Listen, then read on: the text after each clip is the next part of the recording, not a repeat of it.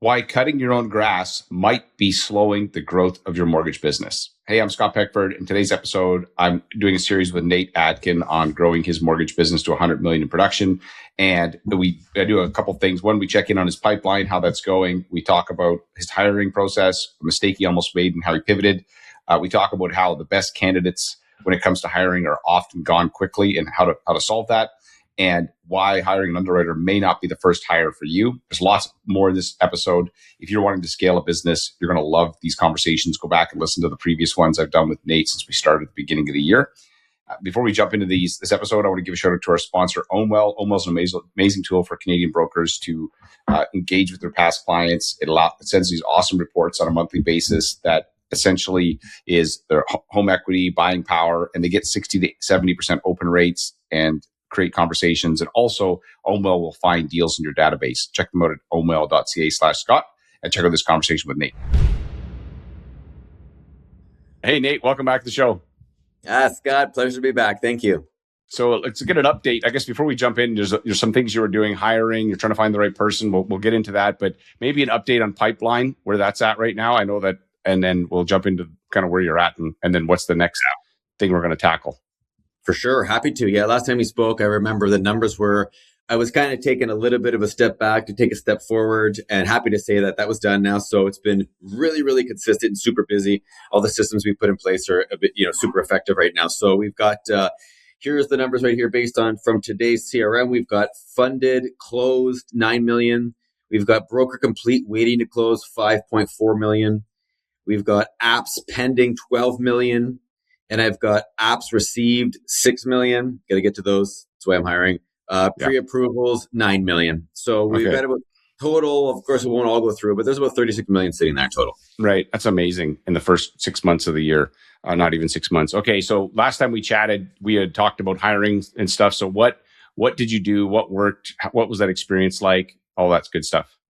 Yeah, amazing. Wow. I'll tell you, I can't remember how deep we got into the process I was going to be using or if we did it all, but I did end up taking, of course, your recommendation and mentorship on utilizing the resources of an HR professional company. That way I wouldn't have to be doing all of the work and my work. So you were right. When we sat down and ran all the time that would be used for like going through resumes, communication, all the different platforms of finding somebody. And of course, not being a professional in hiring for a mortgage underwriter as it is, just decided to go with that role. And it was the best thing I ever did.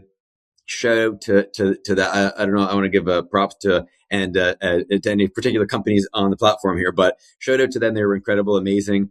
Did some interviews with some folks. And as of right now, I'm not sure when this will air, but as of right now, I have found who will be my underwriter. Super excited about that. Can't wait. It can be actually doing the hiring next week. So by the time we speak next, I'll have a lot to talk about on how the onboarding is going. Right. Okay. And so what was the experience like? And so if anybody's interested, you can always reach out to Nate about who you use so you can give your own personal recommendation. Feel free to do that. But what was the experience like in using the HR versus, again, trying to do it yourself? Yeah, great question. And having other companies and having hired before, I've got kind of both sides of things so I can relay how that went compared to me doing it on my own. Obviously, when you outsource things and delegate things, there's costs. There's cost to it, but what is it worth to you? And in this case, it was definitely worth it. I can tell you. And by the way, it's not expensive at all to do this, to use the service. But it was very simple. It was just kind of like having initial intake with the HR company, asking me, specifically what I'm looking for. But more importantly, they dove deep into like how my systems are right now, how the company is structured, what my goals are, what the future looks like, what my plans are, how I am as an operator, all that kind of stuff. So they could really match up and marry up the candidates with not just where I am and where I've been, but where I'm going and what my overall philosophy is. So they were very holistic that way. It was awesome. So what they did, they have a very, very technology-based company where they kind of send you, they send you kind of good after the candidates have already been whittled down, right? So there's a lot, and that's a lot of work. It can be a lot of work just in that. Right? It's kind of like you imagine holding out a big, huge funnel, and all kinds of stuff comes in the funnel, whether it's good stuff, bad stuff, all kinds of stuff. And you kind of want to really, really whittle it down to like just the really good gold nuggets at the bottom, right? So they kind of give you the gold nuggets at the end that really, really match up with what you're looking for, so that I can watch actual Zoom recorded interviews of the candidates and then respond back to the HR company saying yay or nay. And then I can take the next step and do the interview then myself subsequently. So, which is what I did. And wow, like it's such a streamlined process. Cannot recommend it enough. Yeah, what I found is that we've had people we've got more staff, and we used to do it ourselves. We use we don't anymore. We use a contractor because if it's somebody's like side job on the side of their desk, they don't have the same time to dedicate. And what happens if you take a while to get back to people, the best people are gone. They will, like anybody who's good and it was all of a sudden comes on the market. And this has happened to us. We're like, oh, okay, we've got to get people organized to do that initial interview, but that takes another week. And they go, oh, I already got offered a job and I'm taking it. It's like, dang it, we didn't even get a crack at it. And so I find that to get the best people, you want to be able to respond promptly, and having someone who does this for a profession versus you is going to be much better. Funny you mentioned that, right? Isn't that true for everything that we do? So I can correlate that to two things. You're very, very true. So one of them was in my early years as a real estate investor, having properties and when I used to do the tenant placements myself, I found that if I didn't respond to the good tenants immediately, they were gone. They already found a new place. Yeah, 100%. Same thing with leads as a mortgage broker, right? Like if you get a lead, if you don't respond to that lead immediately, like if you don't have some kind of system in place that responds right away, they're just going to go to the bank or go to another broker. Same thing with a good hire. If they're a good hire, they know they're a good hire, they can find a job easily. So you got to respond right away. That's the benefit of having that company. Right. And then you can just, because if you're spending time doing all of this sorting and sifting, you can just go find another mortgage or another 3-4 mortgages, and you're way better off because it's actually what you get paid for instead of, it's like a plumber who decides to do the framing for his house. Yeah, he might have, it's like, you're going to be way slower, man. Just do another plumbing job and pay a framer to do it. Right. You know how valuable that is. And this is going to be super valuable for the listeners, because just the other day I was sitting at home and I was working. It happened to be the weekend and I was working. I was just doing a couple things for a mortgage file. And I had actually pretty well got a deal done just sitting there. And I could hear, I hire landscapers to do landscaping at my house. I've done it now for a while. And I said to Tanya, I'm like, you know what? This is the thing that some people don't recognize and realize, that I could be cutting the grass and weed whacking and doing all that stuff on my own, which I used to do when we first moved in years ago. And that would take 2-3 hours of my time. Or I could pay the landscapers the, $120 a week or whatever it is to do it, and make thousands of dollars closing a mortgage that took me, half the time. So that's a perfect example of just the way that we make way more per hour, even if you're not fast as a mortgage broker. So then hire people at a lower, and they'll be faster than you too, right? Like the reality is that they're going to be they'll be less per hour, and they'll be much faster at it than you. And I think HR is no different than any other things when it comes to your mortgage stuff. So one of the things we talked about was the idea of letting go, and how. So now, what is your? I mean, you haven't let go yet. I know you're going to, but what is going through your mind now that you have to think about? Okay, I've got this person that I'm going to be hiring, because that's another part that people struggle with. I'm excited only because I've done it before, right? So I did go through that early on in other businesses where it was very difficult, because no one does it like Nate, right? No one does it like Scott, right? So it was difficult. I'd say thank God to that, because most of them. I know, so true. It's so true. But I went through that already, so I already know what that feels like. And this time around, of course, I am very, very, very excited. I cannot wait to hand over the reins to the things for two reasons. One, because I already know that this particular person is way more qualified and way better at underwriting than me. Like, way better. They've got way more files under their belt. I think she has 17 years of experience. Like, she's better than I'll ever be at underwriting. I'm excited about that. I think the only thing for me will just be, like I said, because I've hired before in other companies, this is going to be the first real hire for Hummingbird Mortgages. So it's just going to be the actual I don't have actual full SOPs in place yet for hiring and onboarding. So this is going to be, and fortunately for me, the person I'm talking to, she's aware of that. She's really excited about the fact that she's going to be part of the growth early on of the company. She can help build them because she's got enough experience. She's done it before. So she's excited about that as well, which I am like very grateful for. So it's not as though it's somebody who's going to be like, oh, well, this is like a awkward kind of onboarding transition. No. She understands where I'm coming from. She's going to help with that. And we're going to make it, hopefully it's going to be a nice, collaborative, seamless process where we're going to build SOPs together. So I'm super pumped for it. I think it's going to be awesome. Right. It'd be an interesting thing for us to discuss is your game plan for, like, what is your game plan for utilizing all of the brain power that she has and the skill that you have in order to expedite and create efficient SOPs? It's going to make great great podcast for us because it will. Yeah. But what, I guess even before we do it, like this is like, before you've even put the shovel in the ground, how are you thinking you want to go about having her implement this and you edit them? I suppose I think of it as like they create them and you edit them to finalize for what works for Hummingbird and how you want it to go. But yeah. Yeah, totally.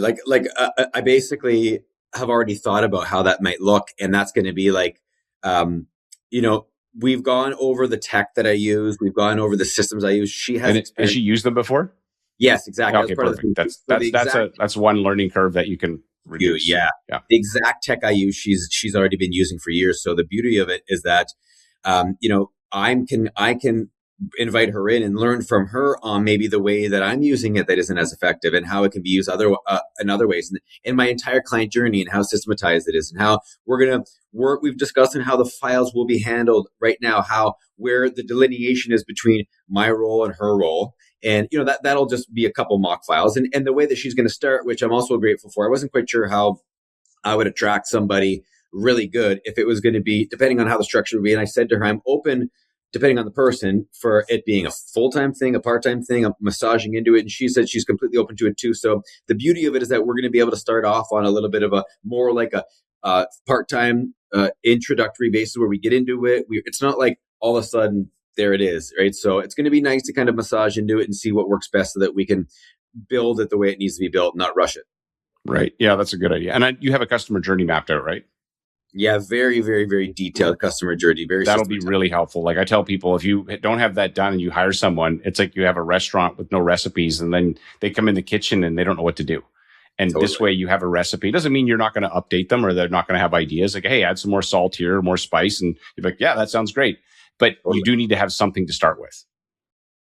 Yeah. Oh, yeah. Without a doubt. 100%. Totally. Yeah. And fortunately, you've been great at that. We've had a lot of discussions on and off camera about that. So I pretty well have the game plan to start. It's going to be really, really good, for us to kind of recap and see how it goes so that other people can learn from the mistakes and what works and what doesn't. Yeah. And again, if you're listening, take what works for you and run it that way. Yeah. What do you think is the next bottleneck going to be then? So I think that's the one. I'll add one kind of thought on this whole SOPs. There's a program called Scribe that you can use to record, to basically create like SOPs based on what you're doing for functions. And so it could be something great for her to build. And also you can just basically record what you're doing and then it creates the documents. And so if there's any specific tasks that you want her, but also having her build them, because maybe at some point you hire another person, you continue to grow. And then you'll have the SOPs built for when you add another team member, right? SCRIBE, Scribe? Yeah, Scribe, yeah. And so it basically, you just walk through the thing and then record it. And it actually does the screenshots and creates the whole document for you. So it's really simple, which again, there's these AI tools now. I was creating a type form. So I'm doing one-on-one coaching and I realized I got to do an intake form for people. And so I went into, Claude and I said, here's what I want to do. Ask me questions. Then I said, great. Now create a type form for this. And then I said, and then I said, now how can I make it? I don't have to take all of it and create it line by line. It said, take this summary, drop it into the AI creator in type form. And it made it in like 8 seconds. And I thought in the past, so the speed up before was that would help me create the questions, but then I or someone in my team would have to go in question 1, question 2, and build the whole thing. Now you just use the AI builder in that tool and it made it was 10 seconds. It made the whole thing. I was like, wow. And I showed the team who normally does that. So there's examples of how you can leverage AI to speed up internal processes, right? Absolutely. Yeah. Amazing. Okay. So what do you think is going to be the big bottleneck? So let's say we get her onboarded, you start working. We'll talk about that on the next call, but what do you think is going to be your next bottleneck or thing that we want to tackle? I know you probably know, from all of your experience what I'll probably face. So to be honest with you, I have, I'm looking right now at the immediate future going, okay, so my first task is going to be onboarding her successfully, making sure that we're comfortable. Everything is comfortable with her comfort level with the company, that we understand exactly how things work with our systems, how we're going to work on files. And then if I can continue to ramp up my lead gen and file count, it will be probably one of two things based on my discussions with you. I don't know. Depending on her personality trait and her capacity, it might be me feeling like I'm ready. There will become a time where there will be a need for another hire. Mm-hmm. And then perhaps this new hire will be in a position where they feel like, I don't, depending on the compensation structure we talk about, maybe she'll have reservations with that, or maybe she'll say, oh, that's great. Yeah, definitely this time for a new hire. So that might be, we might get to that point. Like that would be a good problem to have, but that could certainly be something that we walk into as well at some point. We'll see how the lead gen goes and the volume goes over the next, kind of quarter. Right. Well, I have a couple of thoughts on that. So one would be, this underwriter is probably going to handle some of your emails, but not all. And so the next person could potentially be somebody that's more of like an EA role, that calendar, reaching out to leads right away, booking them into your calendar. And then, because the underwriter is going to be the more expensive role than an EA, and that can be a way for you to become more efficient, right? And so I think that could be a way to get more capacity, because otherwise you're going to be doing it, or the underwriter is going to be in there and dealing with stuff that that this EA could be doing for you. And this person doesn't necessarily need to be licensed as an EA. I was going to say, let me ask you an EA question that will be beneficial for me and anyone listening. Is going to be this, since I haven't hired an EA in this role. So is this something that almost always would be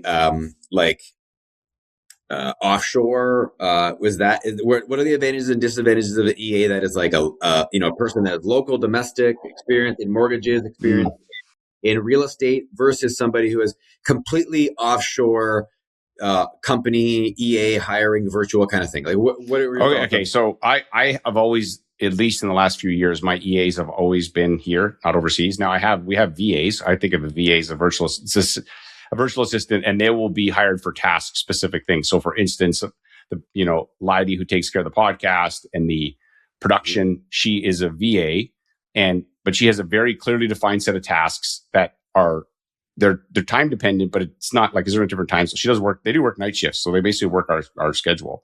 But I find that works well. For me, I like having an EA that's here. There's the language piece. There's the being able to pick up the phone if they need to and call, that if there's something going on. And so I have personally liked, and then sometimes EA work can also spill over into your personal things that you can also have them help you with. Just again, like cutting your grass is, you can go close a mortgage or cut your grass. The EA can be helping you with stuff that could be 80% work and 20% personal. Ensuring things like, hey, I'm going on this trip. Can you make sure the hotels get booked where I want to go? And getting that in the calendar, and the flights get put in the calendar. And so there's a lot of, I feel like with an EA, they really help me with everything to do with my inbox as well as my calendar. And they're looking ahead for me. And essentially I just go where I'm told now. It makes it really easy. They're scheduling stuff. They look at, and when I think of something I want to do, I go, hey, what about this? And then they go, oh, but Scott, what about that? And how that's going to have this massive ripple effect. That's like, oh, so now I don't even control my own calendar. I just because they have more visibility and they know what's going on, and I just show up, and it makes it less stressful for me. And I can just focus on the thing that actually I'm good at, which is not organizing my calendar for the next 6 months. And so I feel like an EA, here's what I would say to that. The other piece is that, as you know, like Kristen was at the broker talks and she talked about how she switched to the BRM model. So that's having a single, just her and one other person work on a file. I really like that model. And I think that if you want to create a good experience, if you start adding in an underwriter plus the fulfillment, plus all, I don't know what your plan is, it ends up creating more people, more cooks in the kitchen, and creates I think it's really hard to create as good of an experience. I mean, we as brokers love having a dedicated underwriter. As soon as they add in a fulfillment and then a person who's doing a second audit, it's like, oh my God, like this file, will it ever close? It creates frustration for you. So it would be no different with your customers. So I think if you can move this person, and then it's also scalable, because if you do start to grow, you can add another BRM, right? If you decide to get big enough that you're like, I need another one, you just get a second, think of it like a V8 engine.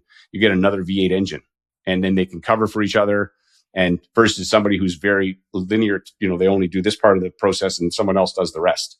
So to elaborate on that for people who didn't hear or haven't heard Kristen talk, the BRM model, quite specifically the way that she has it structured. So what I'm thinking when we say BRM, it's more Scotia is they were the originators. It was actually Maple Trust that did it, that I know of first, and Maple Trust got purchased by Scotia, and then Scotia just kept it. But essentially, you have one person who works on the file and looks at the documents and signs off on it. So then you know, if there's a problem, you go to one person. You know that it's not like your underwriter says this is fine, and then the fulfillment person at the lender is like, no, this document's not right, or they got to check with the underwriter, and they end up creating more delays versus the person making the decisions. And so what she did, Kristen had a similar model of that with like a couple different, but she just said, you're going to own with this relationship. It's just going to be you and me working with this referral partner, and you and she's got 2 assistants, and me and this other person working with these other referral partners. And what happens is that referral partners like it because then they have consistency. They can go to one person. If they got 4 files, they got one person to talk to about all 4 files. And it's versus I got to talk to this person with that. It's just like I get bounced around. It's really not a great experience. And so I think Totally agree. if you can, knowing what I know now, if you can do this from the beginning, or at least have the plan to build that way, I feel like, and keeping in mind the document stuff is going to get easier and more automated. Like that stuff is going to eventually be 20% of the work it is now, or 10% of the work. In which case, even if it's the underwriter handling it, at least they're the person who's going to have to sign off on it versus another person in there that's junior. But where you can get more leverage is in your calendar, in blocking out stuff for you, making sure that the stuff that needs to happen is in there. And, when new leads come in, they can be on them right away. Like they could be the person, again, this is about great having somebody local. They can pick up the phone and say, hey, I saw you emailed Nate. He's just on another call. He asked me to reach out. I'd love to book you in his calendar. And then can I ask you a couple questions? Blah, blah, blah, blah, blah. Next thing you know, they're sending an email. Now you're jumping on a call. You got an app, you got documents, way more efficient. And that's how you're going to create efficiencies for both of you. And I don't know that having a fulfillment person specifically is the right move. And to my thinking now, it's changed. The thing is, what you'd asked me 5 years ago, I'd say something different. And so it's always evolving, right? I love the breakdown of the EA. I think that makes a ton of sense for sure. Definitely. Beautiful. So I think the EA will be the thing for you. But then what about leads? Okay, so let's just maybe dive into that for a second. What's your plan once you buy back your time, as Dan Martell says, what's the plan for going out and pushing up the production so that this becomes a investment that makes you money instead of you costing you money? Yep. Got a few tools that I'm using now that I plan on dumping into, as well as the strategy which we talked about. And we had one of our episodes we dove a bit deep into, and that is referral partners. My referral partners are everything. As it stands right now, I have obviously great relationships with realtors. I think that I need to continue to leverage OwnWell as a tool. I've been talking with Dan about how we can do that and how they can help me with that, both with existing current clients and, their files, but also, of course, expanding. And then the other one is taking advantage of other referral partners with almost like a Wally. I don't know how to say his last name, Eli Berry or whatever it is. Yeah, I think that's how I say it. I don't know. I think that's book here, right? Just also leveraging the philosophy with mostly financial advisors.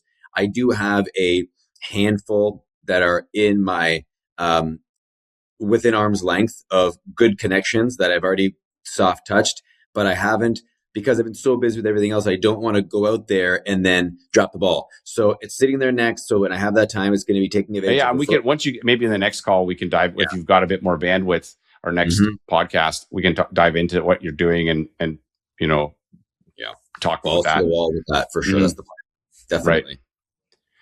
Right. Dude, this is exciting. So, anything else you think that we should chat about that would be useful for our listeners at this point for where you're at with this next hire, and then I think that we've kind of provided a whole slew of information in the first couple episodes on the hiring process, how it's gone, which is great. I think that we will have some great information to talk about in the next call when it comes to the actual onboarding, the best way to do it, maybe some of the holes I've found that are exposed as a result of that we'll see then. And then, of course, the, lead generation is everything in this business, because I wouldn't be in a scenario to have to hire if it wasn't for leads, and it constantly, and always reminding people that no matter what happens, no matter how busy you get, you have to always commit to your lead generation, whatever that is for you. If that's making 10 calls at 10, whether that's, meeting with realtors, whether that's doing events, whatever it is. So I think what I would say for me is I heard, we had the broker talks this past weekend for BRX, and there was a speaker on there. His name happens to be Scott.